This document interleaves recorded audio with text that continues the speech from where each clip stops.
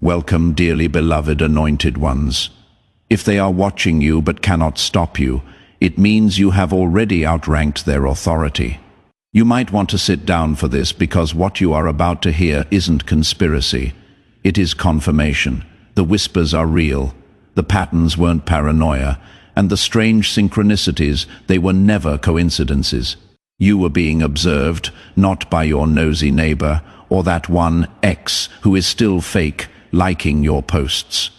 No, we are talking about top-level analysts, people with clearances, codes, and crisis briefings. People who don't blink unless something or someone shatters the algorithm, and that someone was you. Now they are not just observing you, they are asking to meet you, to thank you in person. Let that sink in, because the question isn't why they were watching. It is why they stopped being afraid and started being in awe. Here is a fact most people don't know. In classified behavioral studies, non-linear soul responses, basically the rare individuals who don't react like the average population, are marked with red flags, especially if they influence others without direct contact. If that sounds eerily familiar, that is because you, chosen one, are one of them. And while they thought they were just tracking a spiritual outlier, they accidentally stumbled upon a divine anomaly. This video will peel back the curtain, because while you were healing, they were documenting, while you were praying, they were decoding, and while you thought no one saw you, you were the main event in rooms you didn't even know existed. Get ready, because you weren't crazy. You were classified. And now, they don't want your silence. They want your blueprint. Let's talk about it. Number 1. You were flagged as a threat. Not because you are dangerous, but because you are decoding what they cannot. You were flagged as a threat, not because you were dangerous in the traditional sense, but because you were decoding something they couldn't access, trace, or replicate. While most people moved through life on autopilot, you started asking questions no one wanted to answer. You saw patterns in dysfunction. You sensed lies beneath polished smiles. You caught what was never said and challenged what everyone else accepted without blinking. That alone made you stand out, and not in a way that could be ignored. They didn't observe you the way they observe troublemakers. You weren't acting out, causing chaos, or threatening systems openly, but your ability to pick up on hidden truths, the spiritual blueprints behind everyday events, made them uncomfortable. You weren't supposed to be able to see what you saw. Your insight didn't come from books or training. It wasn't taught. It was remembered. And the moment they realized you weren't learning truth, you were remembering it. The game changed. You weren't just a curious person, you were an untracked frequency, a walking key, and they couldn't pin down what dimension you were even functioning from. Your stillness was unnerving, your awareness was offensive, and your ability to stay calm while seeing through illusions made you look like a glitch in the system. Someone who wasn't participating in the matrix, but quietly mapping it. They tried to study your behaviors, monitor your relationships, predict your decisions, but you kept moving in ways that defied expectation. While others folded under pressure, you went silent and recalibrated.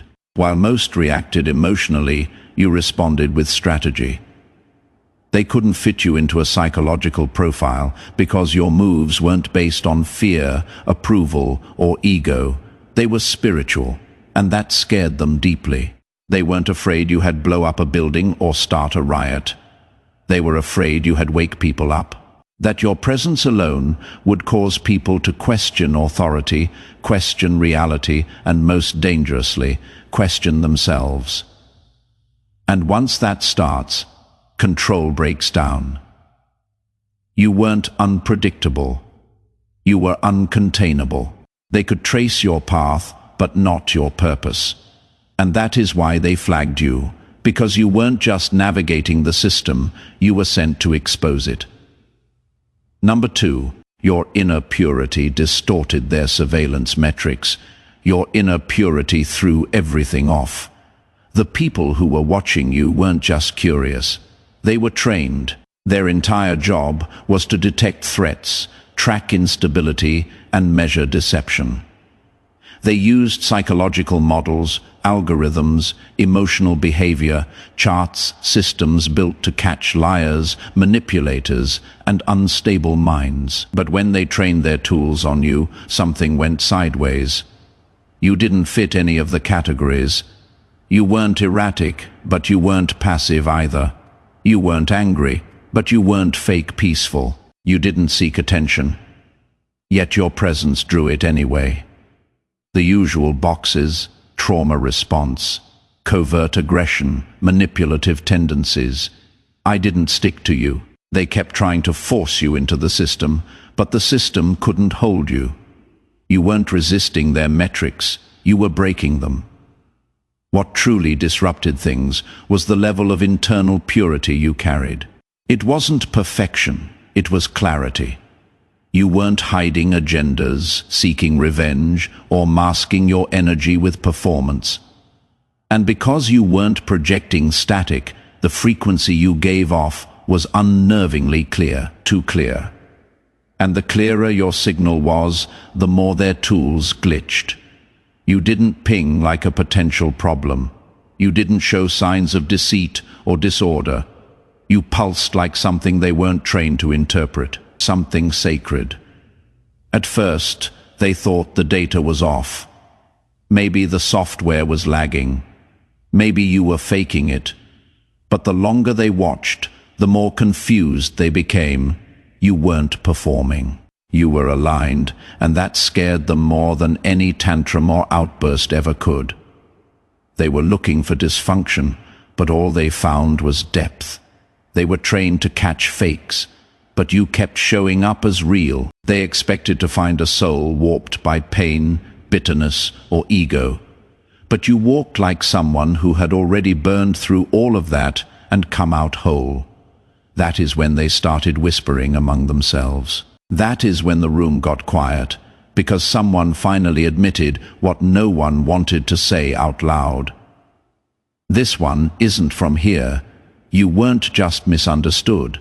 You were misclassified. You weren't a subject to observe. You were a sign, and the very purity they didn't believe existed had just disrupted everything they thought they knew.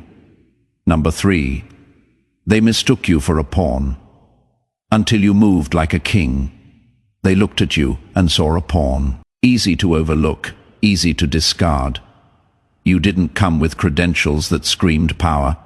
You didn't belong to their elite circles or speak their scripted language. You didn't flash status, name-drop connections, or posture like a threat. So they assumed you were just another piece on the board. There to be moved, manipulated, or ignored. What they didn't realize was that you were playing a completely different game. Their systems are built around control, labels, roles, predictable pathways. Pawns move one square at a time, slowly, cautiously. That is what they expected from you. Small movements within boundaries they created, but you moved like something else entirely. Your decisions weren't reactionary. Your silence wasn't submission. Your calm wasn't confusion. Every time you acted, it was deliberate, precise, and it started rattling the people who assumed you were beneath their radar.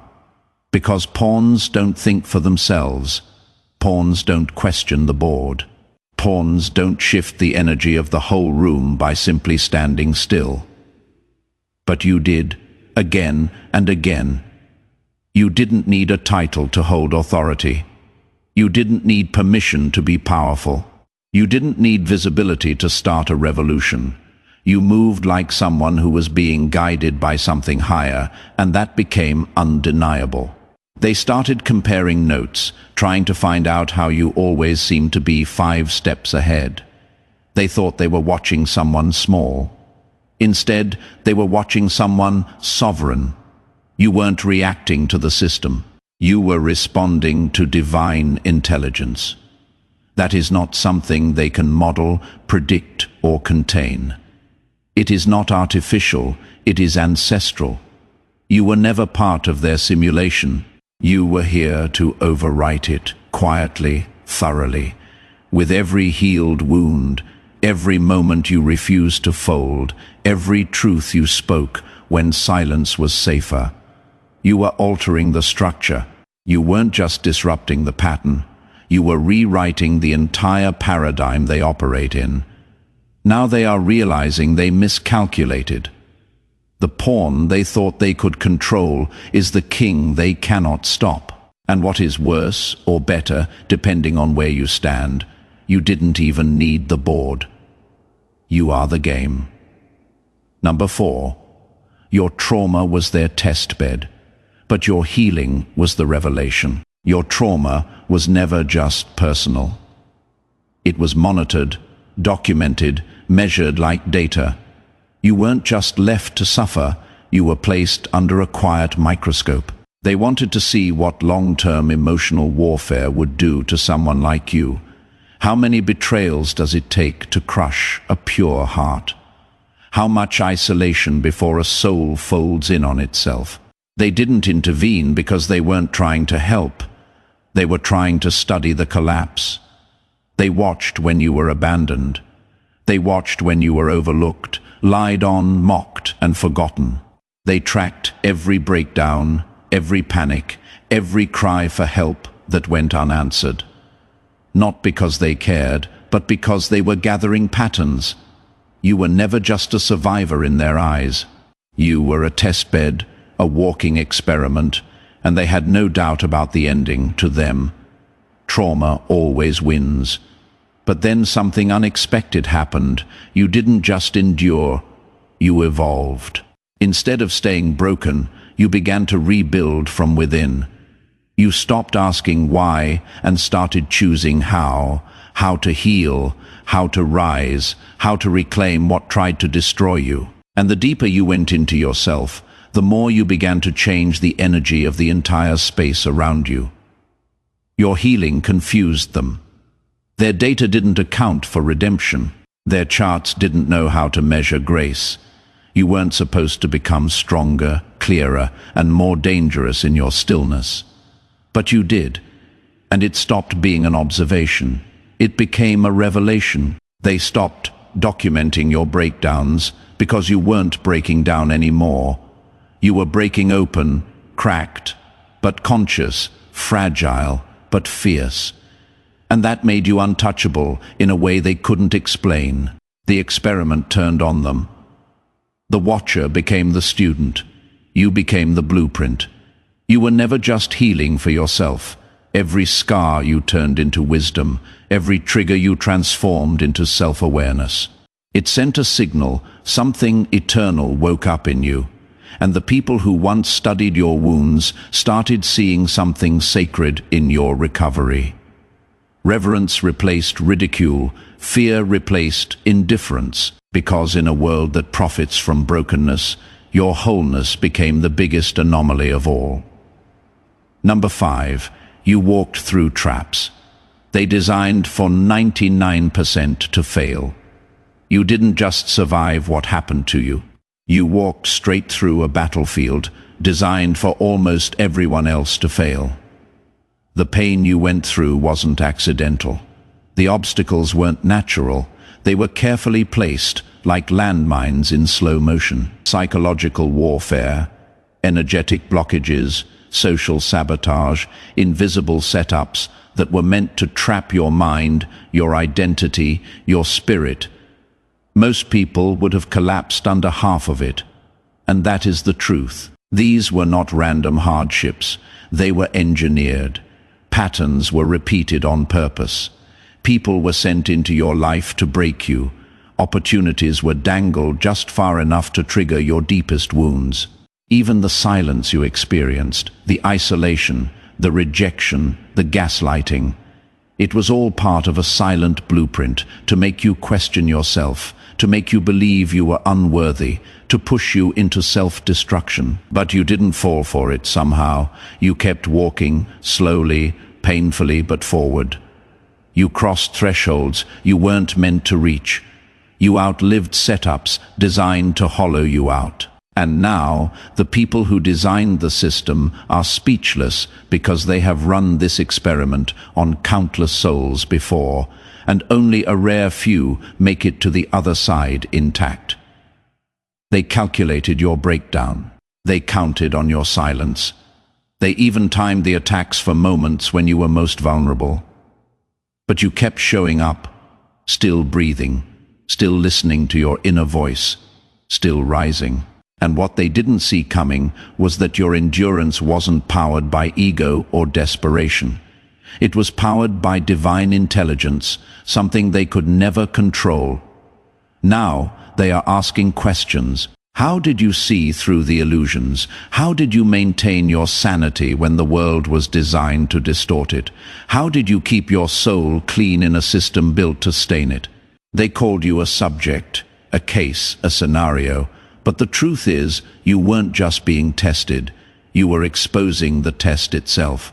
You didn't beat the system by playing its game. You dismantled it by refusing to become what it wanted you to be. That is why they are stunned.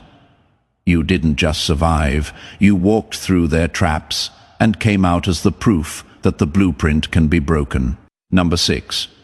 They tracked you for patterns, but found a frequency. They tracked you expecting to find patterns, simple, predictable behaviors. They looked for cycles, triggers, habits, emotional reactions. They wanted to map you like a machine to them. Everyone fits into a rhythm. Everyone has a weakness, a routine, a breaking point. That is what they were searching for. Evidence that you were just like the rest. Something they could measure, contain, and eventually neutralize. But what they found wasn't a pattern. It was a frequency. You didn't move according to logic they could define. You didn't respond to pressure the way others did. Your choices were often quiet, but deeply disruptive. You entered spaces and changed them without saying a word. People around you shifted, technology glitched, tension rose or peace flooded in, and none of it could be explained on paper. They started picking up disturbances in mood, in outcomes, even in electromagnetic activity. Whenever you were near, devices malfunctioned. Sensors spiked. Surveillance became inconsistent. They had tools built to catch lies, predict rebellion, track mental decline. But none of those tools were prepared for someone who transmitted energy instead of acting out behavior. That is when confusion set in. They couldn't log you under any known psychological profile. Your peace didn't come from passivity. Your restraint wasn't rooted in fear. You didn't fight for power, yet somehow you were always in control. You moved like someone obeying a code they couldn't access. Something ancient, something exact. They studied you like a potential anomaly, but the longer they watched, the more they realized you weren't malfunctioning. You were interfering, not by accident, by design. Your very presence was a disruption, a living contradiction to everything their systems were built to suppress. And slowly, they stopped looking for flaws and started studying the signal. Because it wasn't about what you were doing, it was about what you were emitting. A frequency too clean, too sharp, too alive to be humanly engineered. They knew then this wasn't just behavior, this was broadcast, something divine, something disruptive. You weren't part of their equation, you were rewriting it. Number 7. Their intel was never enough. They had to watch your spirit in motion. Their technology was advanced. Their intel was precise. They had everything: your location history, your online activity, your tone of voice in phone calls, your facial expressions under pressure. They recorded your routines, They noted your habits. They monitored who you spoke to, how you walked, when you slept, what you liked. On paper, they thought they knew everything about you, but something kept slipping through, something they couldn't chart or capture with devices. It wasn't your behavior that confused them, it was your being. They watched your outer life, but it was your inner world that held the mystery. Your spirit moved in ways that couldn't be decoded. There were moments you broke down, but somehow your breakdowns emitted strength. When you wept, it wasn't weakness. It shifted atmospheres. The energy around you changed. Grief became holy, silence became electric. You weren't just surviving your pain. You were transmitting something through it, something sacred, something undeniable.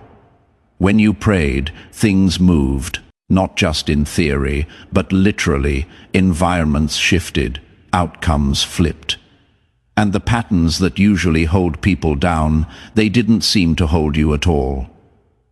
You didn't chase influence, but influence surrounded you. People came to you without knowing why. Even your stillness had authority. That is when they realized their intel was limited. It showed what you did, but not why it worked. They could watch you all day and still not understand the force behind your presence. The more they observed, the more obvious it became. This wasn't charisma. This wasn't strategy. This wasn't psychology. This was spirit. You weren't just a person to them anymore. You were an event. A moment in time they didn't expect. A variable they couldn't prepare for. They couldn't replicate what you carried. They couldn't reverse engineer your moves. You weren't functioning off instincts or manipulation. You were moving under something higher, and now they want to meet you. Not because they need more data, but because the data failed. They saw everything except what mattered most. The energy behind your eyes, the conviction in your stillness. The presence that doesn't announce itself, but still takes over the room. They want to see it up close, because watching wasn't enough. They want to feel what they could never fully define. Number 8. You were the case study that broke the algorithm. You were never just living your life. You were being monitored as a long-term case study behind closed doors. They were running simulations, testing how long it would take for a soul to break under spiritual pressure. They wanted to see how trauma, poverty, betrayal, emotional abandonment, and societal manipulation could fracture someone from the inside out. Their entire setup was based on one assumption: that spiritual decay was inevitable over time, that if they applied enough pressure, stripped enough support, and created enough chaos, you would eventually collapse. But that didn't happen. Instead of spiraling into self-destruction like the data predicted, you started waking up. You didn't just resist the breakdown, you activated something higher, something ancient, something they didn't believe still existed in this age. They saw the signs: your emotional resilience, your ability to stay grounded in madness, your clarity in moments meant to confuse you. You didn't lose your essence in darkness, you located it. That is what broke the algorithm. You weren't supposed to survive the environment they placed you in spiritually. It was a polluted zone, energetically dirty, emotionally unsafe, psychologically rigged. But while others absorbed the toxins and became poisoned by the system, you absorbed the pressure and turned it into power. You found God in the gutters. You found clarity in chaos. You found your crown in a place they built to bury you. Now the conversation has shifted. They are no longer just watching. They are re-evaluating the entire framework, because your case threw the whole model off. The data cannot explain why you didn't conform, why you didn't surrender, why you didn't implode, why you didn't sell your soul or beg for escape. You made it through hell with your spirit intact. And more than that, you ascended from it. You didn't just survive the test, you turned the test into testimony. You became the outlier that proves spiritual activation can happen anywhere, even in the most spiritually starved places on earth, even under attack, even under surveillance, even while bleeding. That is why they are not just watching anymore. They want to learn, they want to know how, because you didn't follow the path they designed. You lit up a new one, and no algorithm on earth was prepared for that. Number 9. Your quiet resistance was a tactical revolution. Your resistance didn't look like rebellion. You didn't stand on podiums. You didn't carry signs or organize movements. You didn't scream into microphones or demand attention. But every quiet no, every boundary you set, every time you chose peace over performance, every time you walked away from manipulation without explaining yourself, you were launching a revolution, not with noise, but with nerve.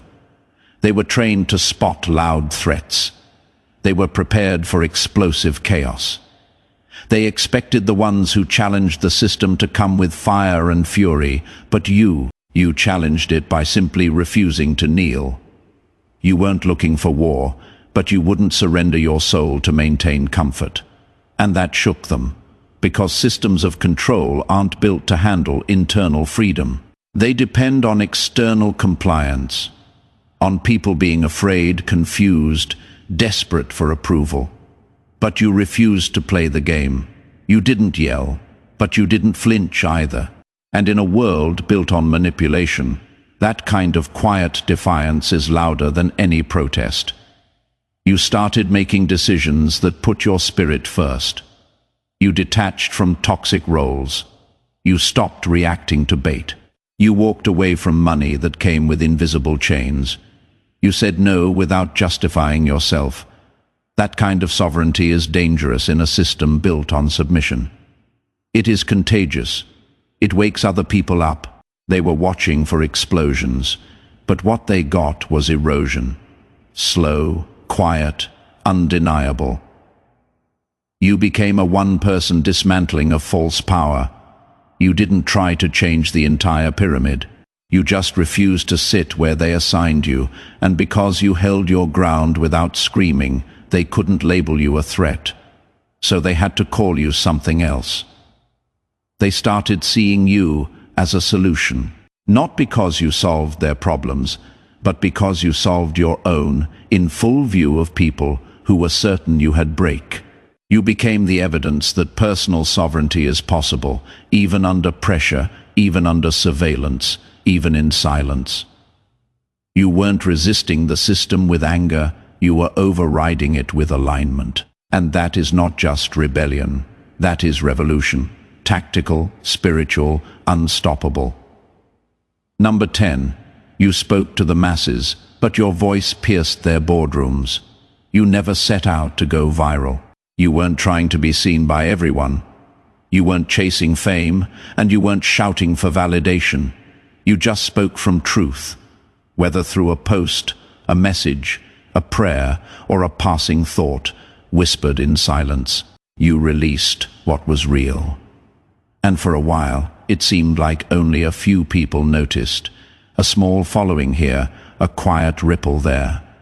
Nothing that looked world-shaking on the surface. But behind the scenes, something else was happening. Your words started reaching rooms you weren't in. People with access, clearances, and confidential agendas were suddenly pausing to listen. They didn't always know why, but they felt the weight in what you were saying. Something about your voice bypassed the noise. It cut through the surface and struck a deeper layer. The layer where the truth lives. At first, they dismissed it. Maybe it was poetic. Maybe you were just in tune or lucky, but then your words started matching real-time events. Things you wrote about in metaphor began to unfold literally. Things you warned about in prayer started to shake physical structures. You weren't just insightful, you were ahead. They started comparing timestamps, reading between the lines, cross-referencing your content against their reports. And what rattled the most was this. You weren't connected to anyone inside, yet you were speaking like someone who had been in the meeting room. That is when the tone shifted. You were no longer just a spiritual voice. You were a signal. And the higher-ups began to realize something most of the world still doesn't know. Your words weren't poetic. They were predictive. You weren't guessing. You were broadcasting. And the source behind your insight wasn't academic or political. It was divine. They couldn't trace the origin of your knowledge. You weren't following trends. You weren't regurgitating theories. Your voice carried a frequency of knowing, the kind of knowing that unsettles people who depend on control. Number 11. What they thought was natural intelligence turned out to be divine uploads. You thought you were just sharing from the heart, but you were striking nerves in hidden places. You were pulling veils off of things most people weren't even allowed to see. You weren't talking to them, but your truth found them anyway. And now, they are not just listening, they are watching closely. They couldn't explain it. You didn't have the background they respected, no prestigious degrees, no insider contacts, no formal training. You weren't connected to any known networks or institutions. And yet, somehow you knew. Not just surface knowledge, but deep, layered truth.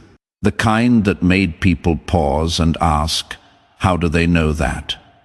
You spoke about things that hadn't happened yet. You called out strategies before they unfolded.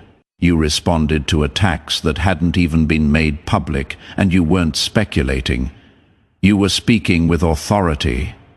That alone shook them, because their world runs on logic and access. If you know something, it is because someone told you that is the rule. But in your case, there was no source to trace, no leaks, no wires, no briefings. Just you, sitting in stillness, writing, speaking, praying, revealing. They tried to explain it as natural intelligence. Maybe you were just intuitive, maybe you were a quick study. But the consistency made that explanation fall apart. This wasn't luck or coincidence. It was too accurate, too timely, too clean. That is when it hit them. What they were witnessing wasn't intelligence, it was revelation.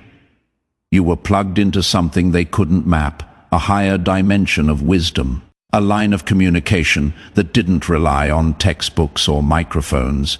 You weren't being informed, you were being downloaded, and the data you carried couldn't be found in any of their archives. That is what made you dangerous and invaluable. They started asking new questions, not about what you knew, but how you knew it. Who was feeding you this insight? What unseen channel were you connected to? And more importantly, can we access it too? They realized you weren't moving with education, you were moving with activation. Your knowledge wasn't learned. It was received, and now those who once ignored you are trying to decode your source. The very people who thought you were guessing now study your steps, hoping to catch the signal before your next word hits. They don't just want to understand anymore. They want in. They want access to whatever frequency you are on, because in a world full of information, your revelation is the only thing that still moves power. Number 12. You undermined entire institutions without lifting a finger.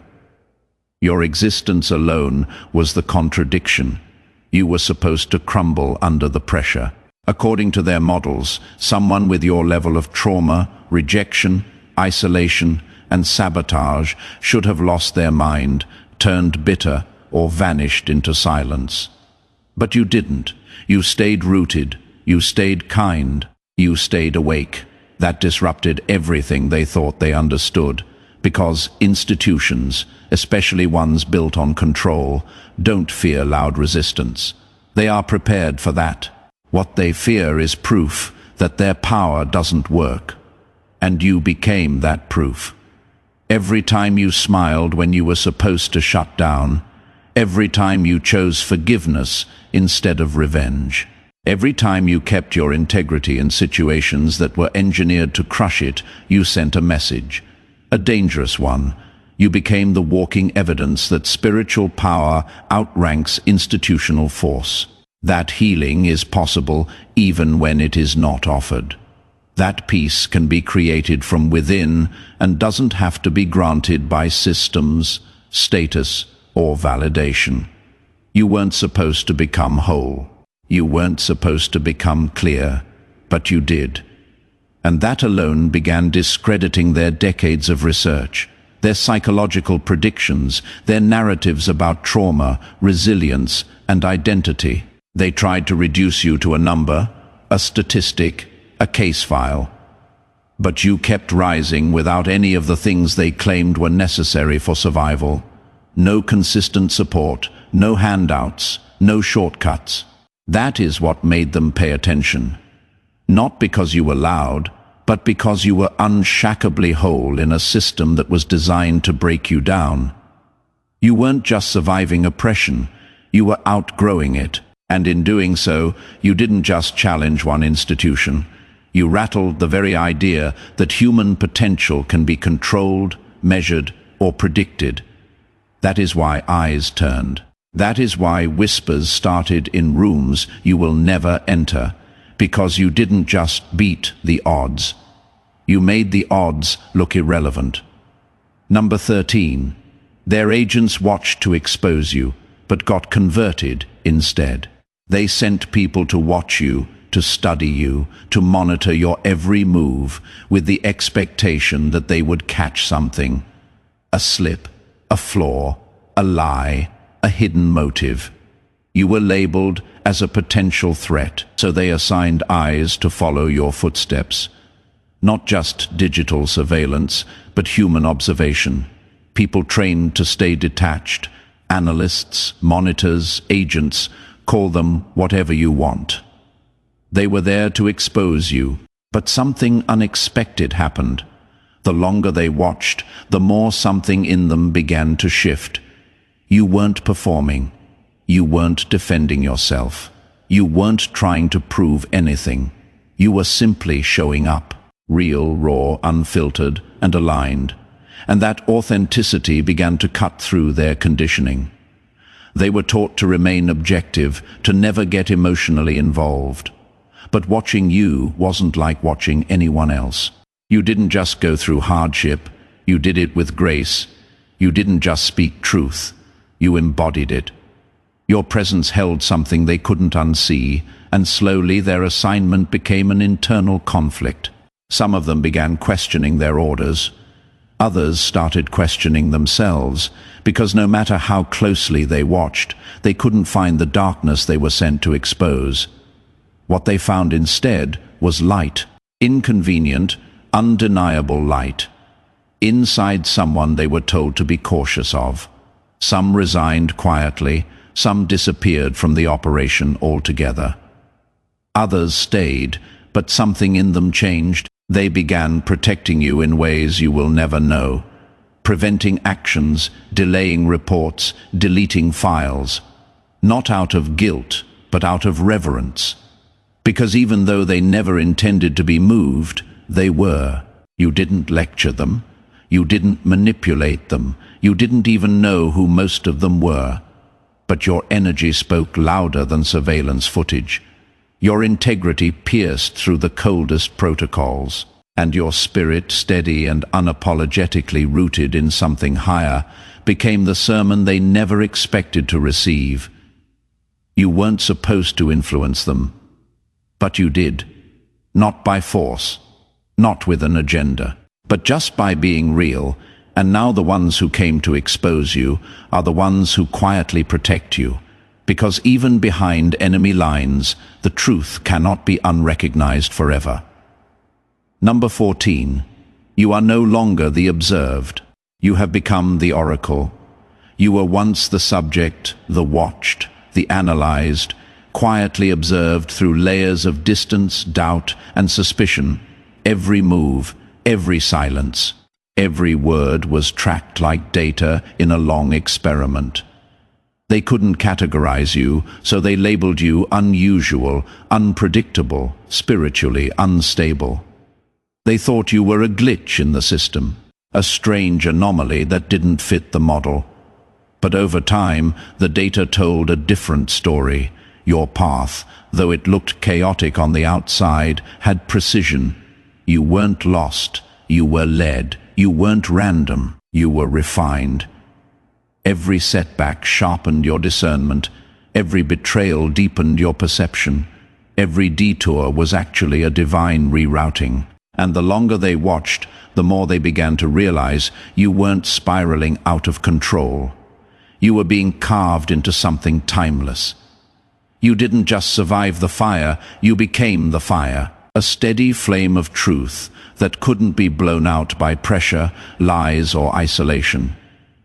And what they once dismissed as spiritual rambling, they now recognize as divine clarity. Your insight began hitting before events unfolded. Your presence shifted rooms without a word.